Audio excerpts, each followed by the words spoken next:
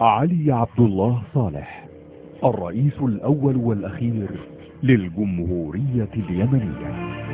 وعرض شعبنا اليمني العظيم على عنه بهذه المسؤولية الجسيمة التي كلفتموني بها وبكل إخلاص وأمانة، وأنا أبذل كل جهدي وطاقاتي في سبيل الحفاظ على مبادئ وأهداف ثورة 26 من سبتمبر المجيدة وعلى كل مكاسب شعبنا الوطنية، مؤكدا لجماهيرنا إصرارنا على مواصلة مسيرة التنمية الشاملة في إطار من الحرية والديمقراطية.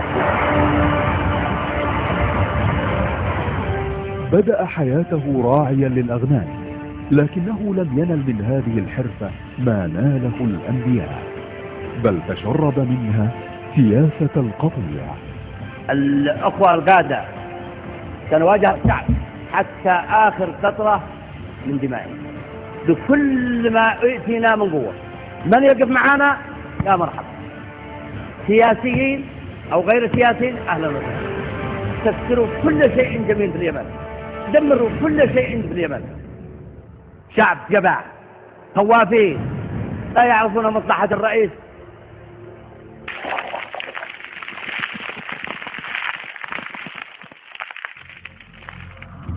علي عبد الله صالح عفاش الدم هو من منطقة سنحان. كان يتيما وكانت أمه كثيرة الزواج، ولذلك كان يسمى ابن المرملة لأن كثيرا من أزواجها قد توفوا، ولذلك فقد عاش حياة طفولية بائسة.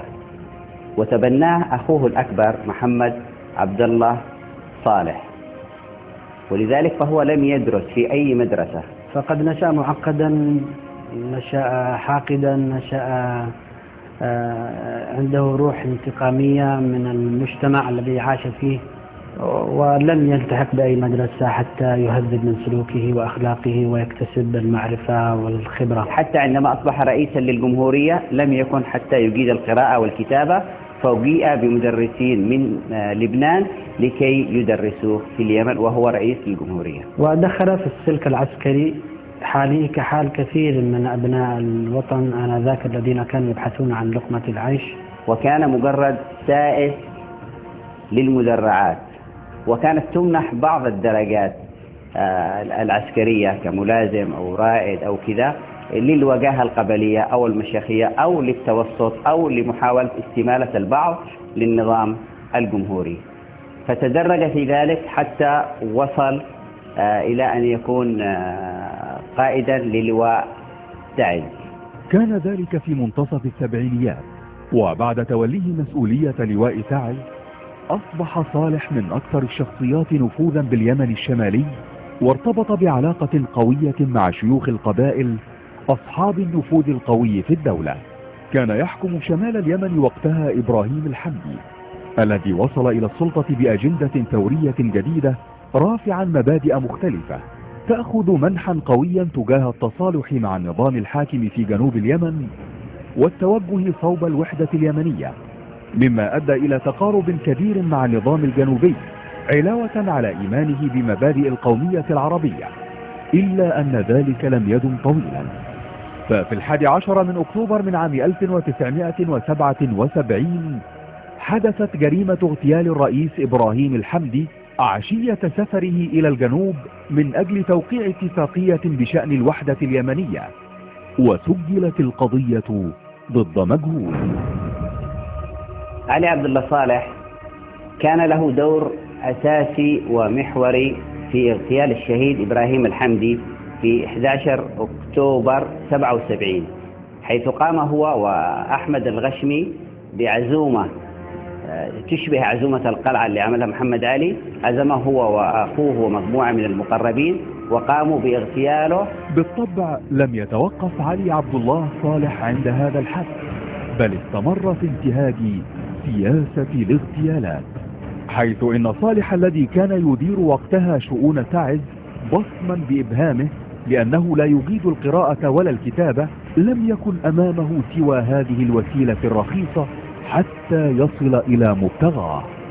بعد اغتيال الشهيد إبراهيم الحمدي كان يبعث للقادة المحتمل تبوؤهم مناصب قيادية بكفن وبشنطة مملوءة بالنقود، فإما أن تقتلوا وإما أن تأخذوا هذه الأموال. وفعلا رضخ له كثيرا من القادة العسكريين الأكثر منه قدرة وسمحوا له بتبوء المنصب الأول خوفا لا حبا. وفي مؤامرة اغتيال جديدة وغامضة المعالم قتل الرئيس اليمني أحمد الغشمي الذي خلف الرئيس الراحل إبراهيم الحمدي، قتل بانفجار حقيبة مفخخة. حينما قتل الرئيس الأسبق أحمد الغشمي جاء علي عبد الله صالح للسلطة ويريد كان أن يقنع قادة القبائل كما ذكرها الشيخ عبد الله الحسن الأحمر الشيخ مشايخ اليمن رحمه الله. قال له أريد أن أصل للسلطة ولو لمدة أسبوع حتى أنتقم لمقتل الرئيس أحمد الغشمي، ومن ذلك اليوم إلى اليوم وعلي عبد الله صالح 33 عاما وهو في السلطة. وبعد أقل من شهر من مقتل الغشمي أصبح علي عبد الله صالح عضو مجلس الرئاسة وقتها، أصبح بين غمضة عين وانتباهاتها رئيسا للجمهورية العربية اليمنية بعد أن انتخبه مجلس الرئاسة بالإجماع ليكون الرئيس والقائد الأعلى للقوات المسلحة اليمنية. لقد قرر مجلس الشعب التأسيسي في جلسته المنعقدة يوم أمس الموافق 17/7/78 و900 ميلادية إسناد مهام رئاسة الجمهورية إلى الأخ المقدم علي عبد الله صالح. ومنذ ذلك التاريخ وحتى الآن يسطر كل يوم علي عبد الله صالح فصلا جديدا في رواية ديكتاتور لا يعرف أي شيء عن ظروف السياسة العالمية، وربما لا يفهم أبدا ما إذا كان ثمة في الكون بلاد غير بلاده أم لا. إنه بمعنى آخر مجرد شخص ألقت به المصادفة في طريق السلطة، وسرعان ما صدق نفسه فأخلى الساحة من كل منافسيه ليجبر كل من حوله على تصديقه. علي عبد الله صالح كان يطلق عليه الرئيس أنور السادات إنه شاويش اليمن، لأنه فعلا عندما تولى الحكم لم يكن إلا شاويش. ساعده على تبوء المناصب هو جراءته وإيغاله في قتل الخصوم وغدره بالناس. في بداية أمره من بعد 78 كان يستشير الناس، وغالبا كان يعطي لمقامات الرجال حقهم، فهو يحترم كبير السن أو الأقدم منه أو الأكثر علما وحضورا. لكن جاءت أحداث بعد ذلك ربما كانت اختبارا إلهيا له وصقلا لشخصيته، حيث مكن وانتصر على كثير من منافسيه ومجايليه اختفوا من الساحة لأسباب مختلفة. لأن علي عبد الله صالح كان شاويشا مغمورا، فحب أن يصفي كل القيادات التي كانت على علاقة به أو تعرفه معرفة، فوجد نفسه متفردا فتفرعن. التحليل النفسي لشخصية علي عبد الله صالح وفقا للمقربين منه علاوة على بعض الوثائق التي نشرها موقع ويكيليكس تشير جميعها إلى أن صالح شخصية غريبة نظرا لتذبذب مواقفه وتردده الدائم في اتخاذ القرارات، وهذا هو مفتاح الشخصية الأقرب لطبيعة الشاويش. الرئيس صالح متناقض الكلام، فهو يقول لقد سئمنا السلطة وهو يتمسك بها على دماء كل مواطني اليمن. فهو طبعه يعد ثم ينكث ولا يستقيم على وعد واحد ولا يقف عند كلمة، يتقلب يعد ثم يخطط لكيف يخلف. مشهور عنه أنه يخلف المواعيد وكثير الكذب. يقول لقد منلنا من الكرسي وهو متشبث بهذا الكرسي. ولذلك فإن السجال سيستمر بينهم وبين الشعب الآن حتى عندما يقبل مبادرة فإنه يلف عليها. يقول كلاما متناقضا في اليوم الواحد، وكثيرا ما يتراجع في كلامه. هو الذي ولد عدم المصداقية. هي الأزمة في اليمن هي بدأت بعدم المصداقية، ضف على ذلك عدم الشفافية، فعلي عبد الله صالح هو الذي زرع ذلك في قلب كل مواطن يمني.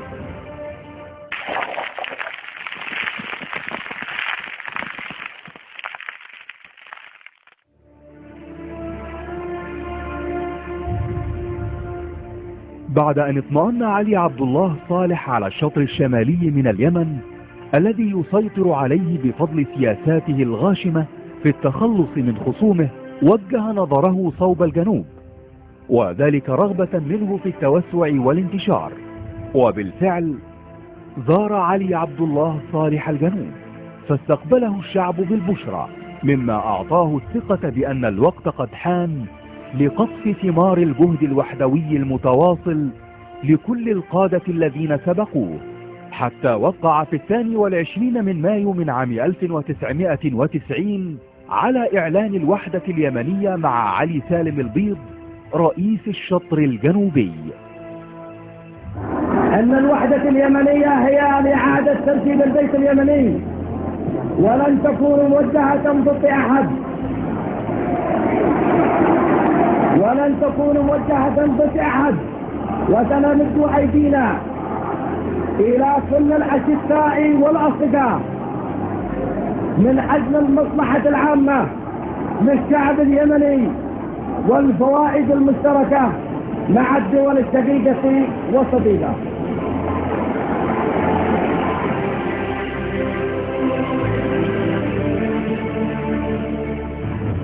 وبموجب اتفاقية الوحدة أصبح الشطران يمنا واحدا، وأصبح علي عبد الله صالح رئيسا لليمن الموحد، وعلي سالم البيض نائبا له. وخصص لكل من حزبي المؤتمر الشعبي العام والحزب الاشتراكي اليمني نصيب عادل في السلطة. عندما قامت الوحدة كان يفترض أن تكون ميلاد يمن جديد مملوء بالمحبة والتسامح، لكن الرئيس صالح لم يكن يريد من الوحدة إلا أنها توسع من أملاكه ودائرة نفوذه. استلم دولة كاملة المقومات وأضيف إليها دولة أخرى في محافظات اليمن الجنوبية، ولم يستطع استثمارها بالشكل الجيد. ما استطاع أن يقوم باستثماره هو تقوية نفوذه الداخلي هو وأبنائه في السلطات العسكرية، ليحول المجتمع اليمني إلى مجتمع بوليسي.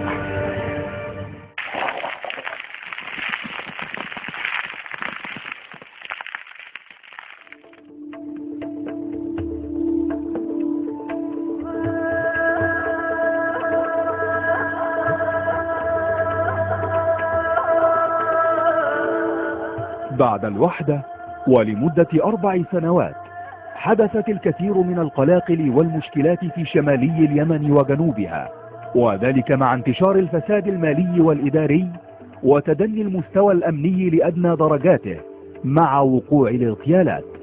هذا فضلا عن الخلافات الجمة بين علي عبد الله صالح ونائبه علي سالم البيض، وانتقل هذا الاختلاف إلى الحزبين الحاكمين آنذاك، المؤتمر الشعبي العام والحزب الاشتراكي اليمني، مما أدى إلى انقسام في الصف واهتزاز في الوحدة نفسها، إلى أن تفجر الوضع بأبشع صورة في مايو من عام 1994 باندلاع حرب الانفصال.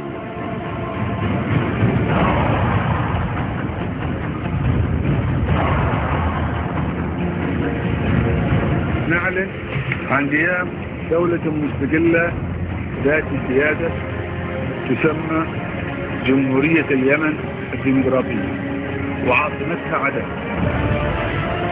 أولئك العملاء الخونة المرتدين، وإن التاريخ لن يغفر لهم ولن يكونوا